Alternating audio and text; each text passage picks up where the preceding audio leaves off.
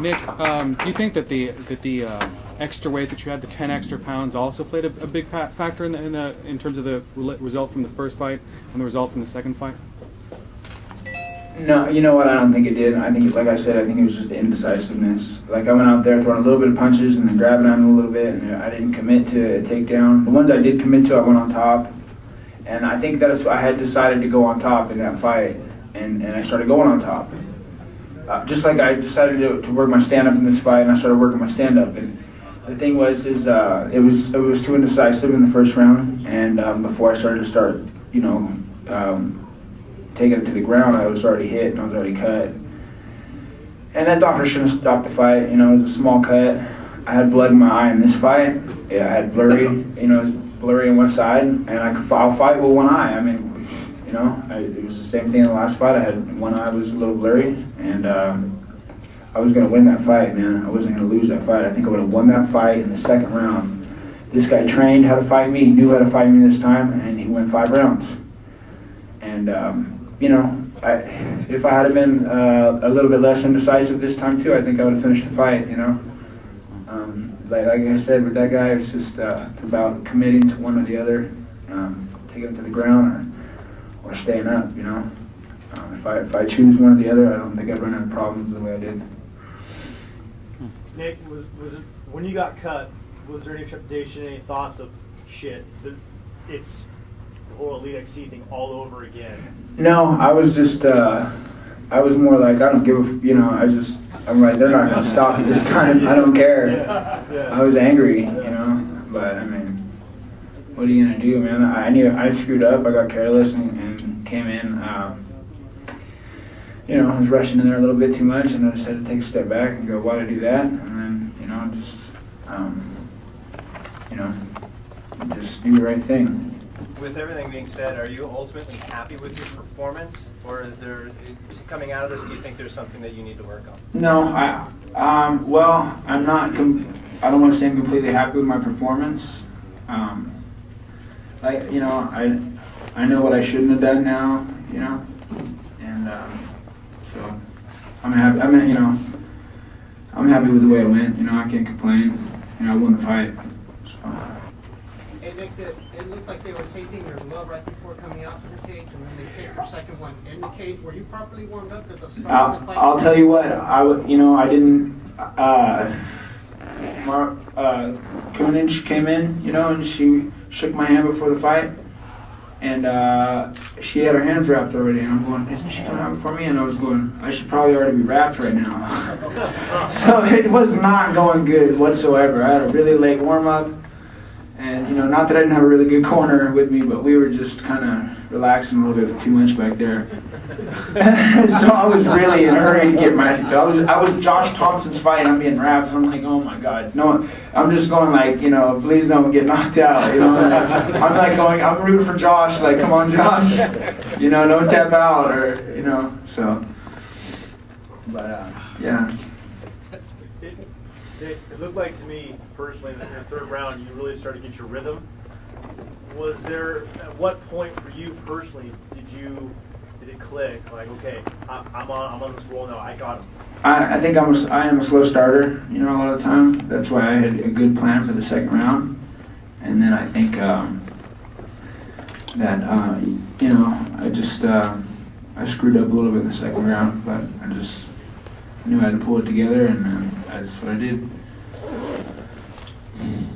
Nick, do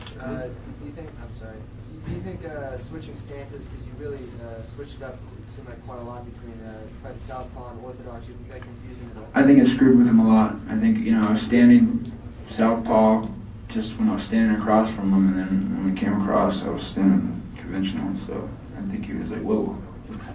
Did you feel more comfortable and safer in a conventional stance? I did with him, because I knew he had trained for southpaws, and he did. I got hit when I was standing southpaw, It's the wrong type of guy to be standing southpaw with. He's a real boxer, and he should, I noticed in my sparring, I switched it up, and I stood conventional, and I picked it up and put it together, and I was like, I'm going to go out there and I'm going to fight conventional, because I conventional takedowns, I'm really a lot better at finishing takedowns if I shoot in standing that way. So Is this something we're going to see more of in the future, and are you going to start? you're going to see it all. You Awesome. know, do it all. So It seemed like after the end of the second round, you weren't keeping your distance in the second round quite as much, it seemed like. And then was something said to you in between the second and third rounds? Because like, you came out right away, went for a shot, and then it seemed like you kept your distance really well from that point forward. I'm sorry. Can you tell me one more time? It seemed like you came right out in the third round, went for a shot, didn't get it obviously, but you kept your distance. In the second round, it seemed like you didn't keep. I wanted him to throw some punches. I was doing all the punching, I felt like, and I needed him to throw some punches. I knew he was only throwing 1-2, so I'd counter, I'd counter with 3 punches after that. So I was trying to get him to throw and hoping those would bounce off my gloves a little bit, and I'd counter, So I have to watch the tape and see if that was actually working for me. But maybe, I suppose it wasn't. But I don't know. I'm gonna have to take a look at that. Yeah, Nick, you're usually more of a boxer. In this fight, you threw a lot of weird kicks, kind of a lot of spinning kicks, a couple axe kicks. That's something you've been trying to work in more. Is that just to throw them? You know what? I actually didn't work on that stuff enough. I knew I should have. And then, I just I knew I should have been throwing kicks at the bag and throwing kicks on people. But I really didn't have a lot of time for this fight. I took this fight on a short notice, and I just I put my my boxing together, and I was just like, hey, we're gonna go out there and box this guy, And that's what I'm saying. I knew I could beat this guy boxing. I knew I'm a better boxer than he is. And I think you would have seen more of that if I hadn't even have gone for any takedowns at all. I don't think I would have shot for takedowns except for I was already going on top right away because I had knocked him down. So I don't know. I guess I felt like I was going on top, so I kind of liked that feeling. So I wanted to shoot in on him. But I'm not a wrestler. But at times they do have decent takedowns, so just trying to put him on his back a little bit. Any thoughts at all of? I know you have one boxing match. Any thoughts of boxing more? Yeah, I don't think they're going to pay me enough. But yeah, sure I would. I'd love to. I'd love to challenge. I'd love to fight those guys. I'd love to be, I'd love to be in that sort of competition with all those Super Six and all that. I got a really good sparring with some of those guys, and I feel like if I was training full time like they were, that I would be on their level, Not that I am on their level, I feel like I do well with them, but by the time they really are close to their fight, just like me, when I'm really close to my fight, I'm really ready for an MMA fight, and when they're close to their fight, they're really ready for a boxing fight. And I think that if I was being paid for that, and that's what I'd be getting ready for, I'd be able to. I'd be a force to be reckoned with in that sort of tournament. Did you see the final punch stats?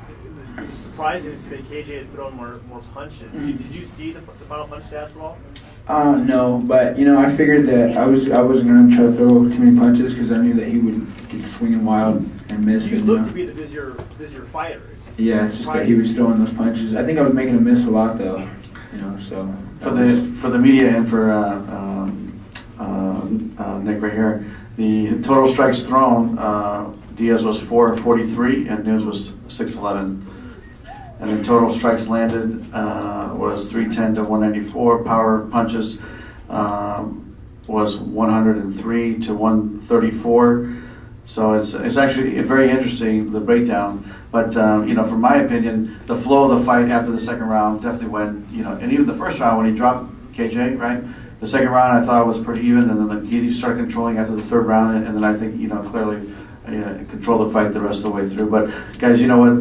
This was one of the epic battles I've seen in Strikeforce, and we're very proud to have Mr. Diaz here be our world champion, and definitely should be number one, number two in that weight division. And we've had some great fights in this building with Fedor and all the great fights with Kong and Frank and this is right up there with him, and we're very proud. Nick, congratulations on the victory, and we look to have you fight again very soon. Maybe.